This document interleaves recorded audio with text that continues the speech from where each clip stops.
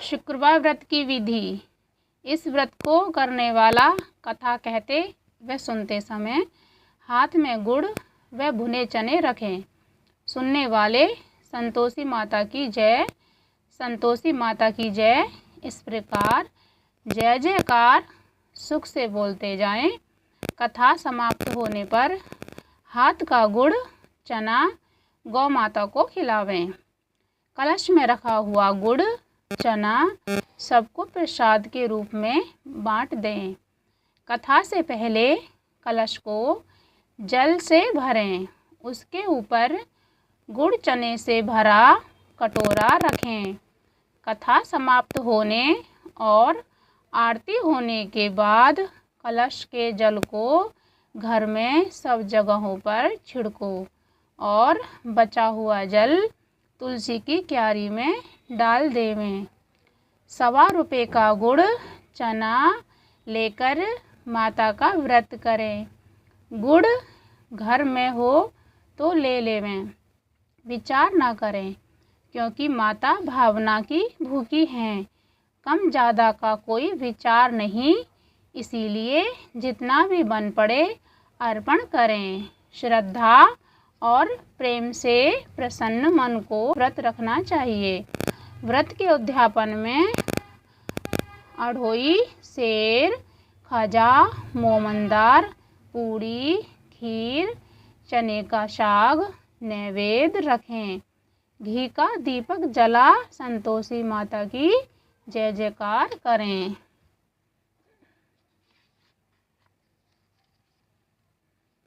बोल नारियल फोड़ें।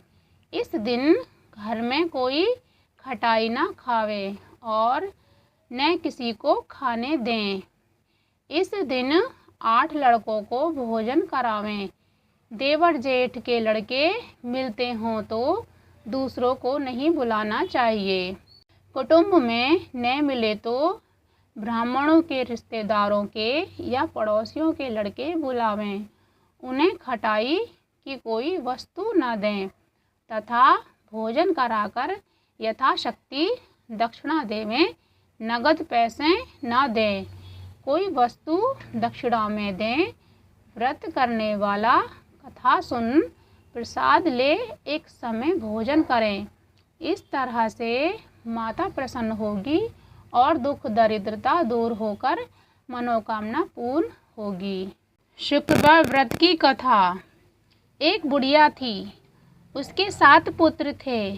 6 कमाने वाले, एक निकम्मा था। बुढ़िया माँ 6 पुत्रों की रसोई बनाती, भोजन कराती, जो बचता सो 7वें को दे देती थी।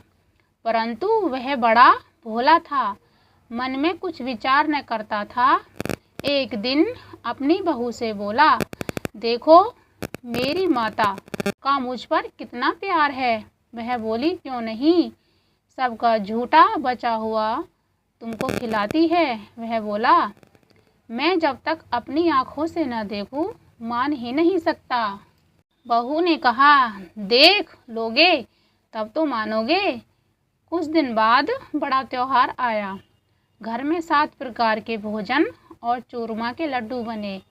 वह जांचने को सिर दर्द का बहाना कर पतला कपड़ा सिर पर ओढ़कर रसोई में सो गया और कपड़े में से सब देखता रहा। 6 भाई भोजन करने आए। उसने देखा माँ ने उनके लिए सुंदर सुंदर आसन बिछाए, 7 प्रकार की रसोई परोसी। वह आग्रह करके उन्हें जिमाती है। वह देखता रहा। 6 भाई भोजन करके उठे, तब झूठी थालियों में से लड्डुओं के टुकड़े उठाकर एक लड्डू बनाया। झूठन साफ कर माँ ने उसे पुकारा, उठ बेटा, 6 भाई भोजन कर गए, अब तू ही बाकी है, उठना, कब खाएगा। वह कहने लगा, माँ मुझे भोजन नहीं करना, मैं परदेश जा रहा हूँ। माँ ने कहा, कल जाता हो तो आज ही चला जा। वह बोला, हाँ हाँ आज ही जा रहा हूँ। यह कहकर वह घर से निकल गया।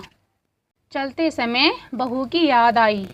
वह गौशाला में कंडे थाप रही थी। जाकर बोला, दोहा हम जावें परदेस को, आवेंगे कुछ काल। तुम रहियो संतोष से, धर्म आपनो पाल। वह बोली, जाओ पिया आनंद से, हमरो सोच हटाए। राम भरोसे हम रहें, ईश्वर तुम्हें सहाय। देवी निशानी आपनी, देख धरो मन धीर। सुधि हमारी ने बिसारियो, रखियो मन गंभीर। वह बोला, मेरे पास तो कुछ नहीं है, यह अंगूठी है सो ले लो और अपनी निशानी मुझे दे। वह बोली, मेरे पास क्या है, यह गोबर भरा हाथ है। यह कहकर उसकी पीठ में गोबर के हाथ की थाप मार दी। वह चल दिया। चलते चलते दूर देश में पहुंचा। वहां जाकर एक साहूकार की दुकान थी। वहीं जाकर कहने लगा, भाई मुझे नौकरी पर रख लो। साहूकार को जरूरत भी थी। बोला, रह जा। लड़के ने पूछा, तनख्वाह क्या दोगे? साहूकार ने कहा, काम देखकर दाम मिलेंगे।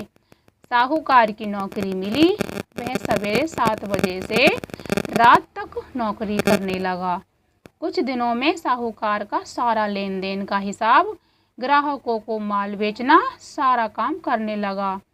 साहूकार के 7 से 9 नौकर थे।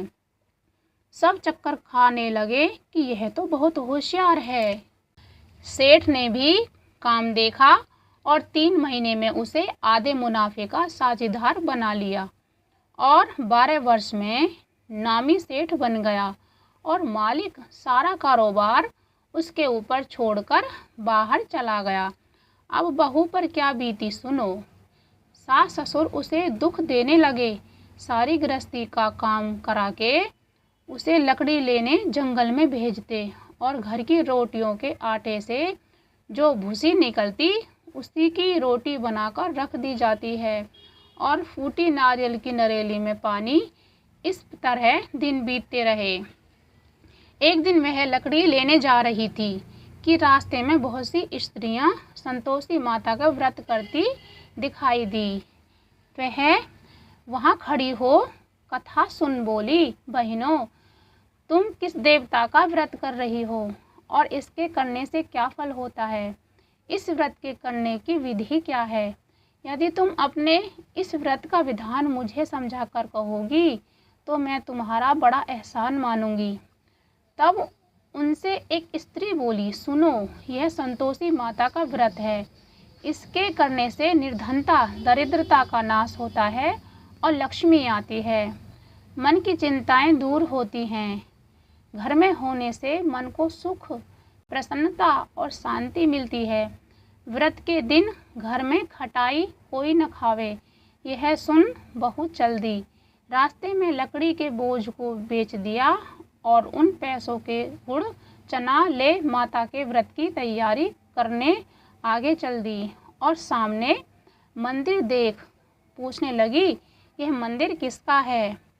सब बच्चे कहने लगे, संतोषी माता का मंदिर है। यह सुन माता के मंदिर में जा माता के चरणों में लौटने लगी। दीन हो विनती करने लगी, माँ मैं निपट मूर्ख हूँ, व्रत के कुछ नियम नहीं जानती, मैं बहुत दुखी हूँ। हे माता जगत जननी, मेरा दुख दूर कर, मैं तेरी शरण में हूँ। माता को दया आई। एक शुक्रवार बीता कि दूसरे शुक्रवार को ही इसके पति का पत्र आया और तीसरे को उसका भेजा पैसा भी पहुँचा। यह देख जेठानी मुँह सिकोड़ने लगी, इतने दिनों में इतना पैसा आया, इससे क्या बड़ाई है। लड़के ताने देने लगे कि काकी के पत्र आने लगे, रुपया आने लगा, अब तो काकी की खातिर बढ़ेगी, अब तो काकी बुलाने से भी नहीं बोलेगी।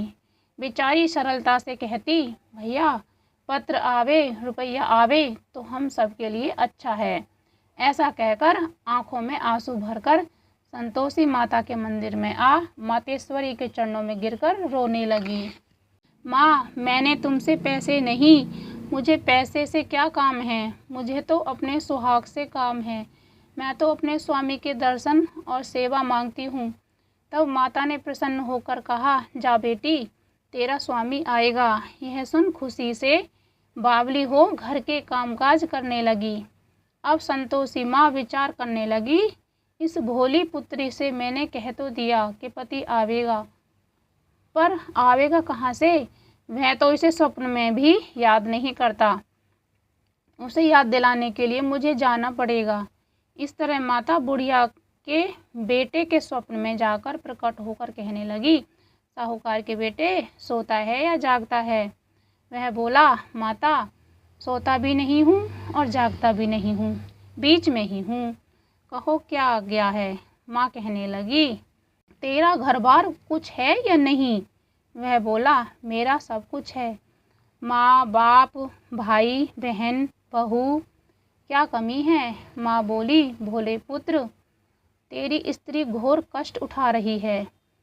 तेरे माँ बाप उसे दुख दे रहे हैं।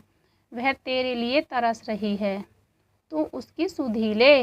वह बोला, माता, यह तो मुझे मालूम है, परंतु जाऊं कैसे? परदेश की बात है, लेन देन का कोई हिसाब नहीं, जाने का कोई रास्ता नहीं नजर आता, कैसे चला जाऊं?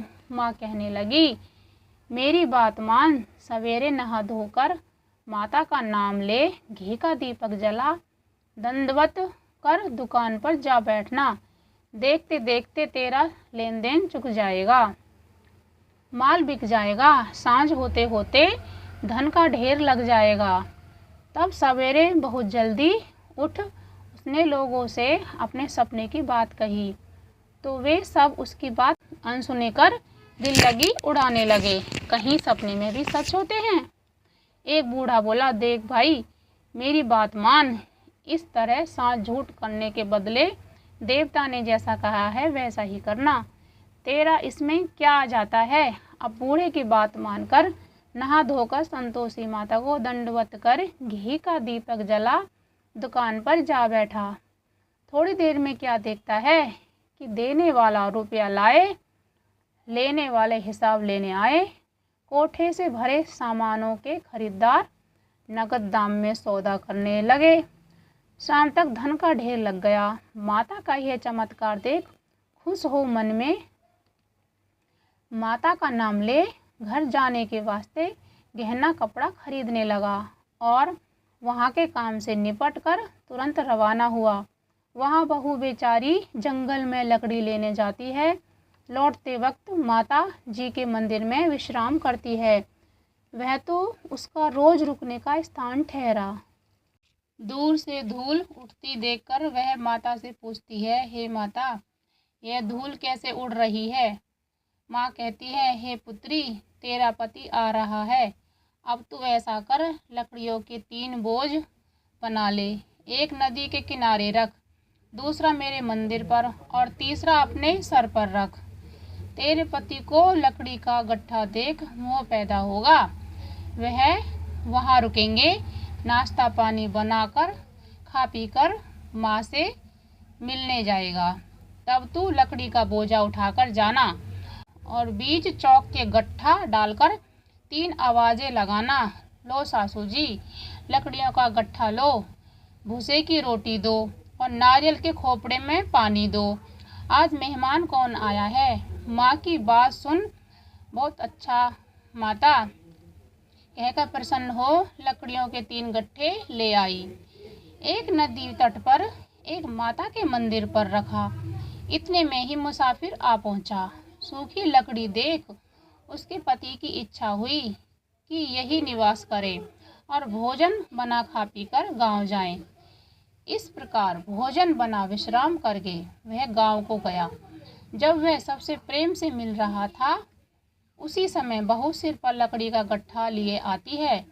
लकड़ी का भारी बोझ आंगन में डालकर जोर से 3 आवाज़ देती है, लो सासू जी, लकड़ी का गट्ठा लो, भूसे की रोटी दो, नारियल के खोपड़े में पानी दो। आज कौन मेहमान आया है? यह सुन उसकी सास अपने दिए हुए कष्टों को भुलाने हेतु कहती है, बहू ऐसा क्यों कहती है? तेरा मालिक ही तो आया है। आ बैठ, मीठा भात खा, भोजन कर, कपड़े पहन, गहने पहन, इतने में आवाज़ सुन उसका स्वामी बाहर आया और अंगूठी देख व्याकुल हो माँ से पूछता है, माँ यह कौन है? माँ कहती है, बेटा ये तेरी बहू है। आज 12 वर्ष हो गए जब से तू गया है, तब से सारे गांव में जाकर जानवरों की तरह भटकती रहती है। काम काज घर का कुछ नहीं करती, 4 समय आकर खा जाती है। अब तुझे देखकर भूसी की रोटी और नारियल के खोपड़े में पानी मांगती है। वह लज्जित हो बोला, ठीक है माँ, मैंने इसे भी देखा है और तुम्हें भी देखा है। अब मुझे दूसरे घर की ताली दे दो, उसमें रहूं। तब माँ बोली, ठीक है बेटा, जैसी तेरी मर्जी, कहकर ताली का गुच्छा पटक दिया। उसने ताली ले दूसरे कमरे में जो तीसरी मंजिल के ऊपर था खोलकर सारा सामान जमाया। एक दिन में ही वहाँ राजा के महल जैसा ठाट बाट बन गया। अब क्या था, वे दोनों सुखपूर्वक रहने लगे। इतने में अगला शुक्रवार आया। बहू ने अपने पति से कहा कि मुझको माँ का उद्यापन की तैयारी करनी है। वह तुरंत ही उद्यापन की तैयारी करने लगी। फिर सेठ के लड़के को भोजन के लिए कहने गई। उन्होंने तुरंत मंजूर किया, परंतु पीछे जेठानी बच्चों को सिखाती है, देखो रे, भोजन के समय खटाई मांगना, जिससे उसका अध्यापन पूरा ना हो। लड़के जिमने आए, खीर पेट भर कर खाई, परंतु याद आते ही कहने लगे, हमें कुछ खटाई दो, खीर खाना हमें भाता नहीं, देखकर अरुचि होती है। बहू कहने लगी, खटाई किसी को नहीं दी जाएगी, यह तो संतोषी माता का प्रसाद है। लड़के उठ खड़े हुए बोले, पैसा लाओ। भोली बहू कुछ नहीं जानती थी, सो उन्हें पैसे दे दिए। लड़के उसी समय उठ इमली लाकर खाने लगे। यह देखकर बहू पर माताजी ने कोप किया। राजा के दूत उसके पति को पकड़कर ले गए। जेठ जेठानी मनमाने खोटे वचन कहने लगे। लूट लूट कर धन इकट्ठा कर लाया था, सो राजा के दूत उसको पकड़कर ले गए। अब सब मालूम पड़ जाएगी कि जेल की मार खाएगा। बहू से वचन सहन नहीं हुए। बहू रोती रोती माता के मंदिर में गई। हे माता, तुमने यह क्या किया? हंसाकर अब क्यों रुलाने लगी? माता बोली, पुत्री, तूने उद्यापन तो करके मेरा व्रत भंग किया है, इतनी जल्दी सब बातें भुला दी। वह कहने लगी, माता, भूली तो नहीं हूँ, न कुछ अपराध किया है, मुझे तो लड़कों ने भूल में डाल दिया, मैंने भूल से उन्हें पैसे दे दिए, मुझे क्षमा करो। माँ बोली, ऐसी कहीं भूल होती है? वह बोली, माँ, मुझे माफ़ कर दो, मैं तुम्हारा उद्यापन करूँगी। माँ बोली, अब भूल जा पुत्री, मालिक तुझे रास्ते में ही आता मिलेगा। वह घर को चली। राह में पति आता मिला। उसने पूछा, तुम कहाँ गए थे? तब वह कहने लगा, इतना धन जो कमाया है उसका टैक्स राजा ने मांगा था, वह भरने गया था। वह प्रसन्न हो बोली, भला हुआ, अब घर चलो। कुछ दिन बाद फिर शुक्रवार आया। वह बोली, माता का उद्यापन करना है। पति ने कहा, करो। फिर जेठ के लड़कों से भोजन कहने को गई। जेठानी ने 1-2 बातें सुनाई और लड़कों को सिखा दिया कि तुम पहले की तरह ही खटाई मांगने लगना। लड़के कहने लगे, हमें खीर नहीं भाती, जी बिगड़ता है, कुछ खटाई खाने को दो। वह बोली, खटाई खाने को नहीं मिलेगी, खाना हो तो खाओ। वह ब्राह्मण के लड़कों को लाकर भोजन कराने लगी। यथाशक्ति दक्षिणा की जगह एक एक फल उन्हें दिया। इससे संतोषी माता प्रसन्न हुई। माता की कृपा होते ही 9वें मास उसको चंद्रमा के समान सुंदर पुत्र पैदा हुआ। पुत्र को लेकर प्रतिदिन माता जी के मंदिर जाने लगी। माँ ने सोचा कि वह रोज आती है, क्यों न मैं इसके घर चलूं, इसका आसरा देखूं तो सही। यह विचार कर माता ने भयानक रूप बनाया। गुड़ और चने से सना मुख, ऊपर सूंड के समान होठ। उस समय मक्खियाँ भिनभिना रही थी। दहलीज में पांव रखते ही उसकी सास चिल्लाई, देखो रे, कोई चुड़ैल चली आ रही है, लड़को इसे भगाओ, नहीं तो किसी को खा जाएगी। लड़के डरने लगे और चिल्लाकर खिड़की बंद करने लगे। बहू रोशनदान से देख रही थी, प्रसन्नता से पागल होकर चिल्लाने लगी, आज मेरी माता मेरे घर आई हैं। यह कहकर बच्चों को दूध पीने से हटाती है। इतने में सास का क्रोध फूट पड़ा। बोली, रांड, इसे देखकर कैसे उतावली हुई है जो बच्चे को पटक दिया। इतने में माँ के प्रताप से जहाँ देखो वहीं लड़के ही लड़के नजर आने लगे। वह बोली, माँ जी, जिनका मैं व्रत करती हूँ यह वही संतोषी माता हैं। इतना कह झट से सारे घर के किवाड़ खोल देती है। सबने माता के चरण पकड़ लिए और विनती कर कहने लगी, हे माता, हम मूर्ख हैं, हम अज्ञानी हैं, हम पापी हैं। तुम्हारे व्रत की विधि हम नहीं जानते। तुम्हारे व्रत भंग कर हमने अपराध किया है। हे माता, आप हमारा अपराध क्षमा करो। उसी प्रकार माता प्रसन्न हुई। माता ने बहू को जैसा फल दिया वैसा माता सबको दो। जो पढ़े उसका मनोरथ पूर्ण हो। बोलो संतोषी माता की जय।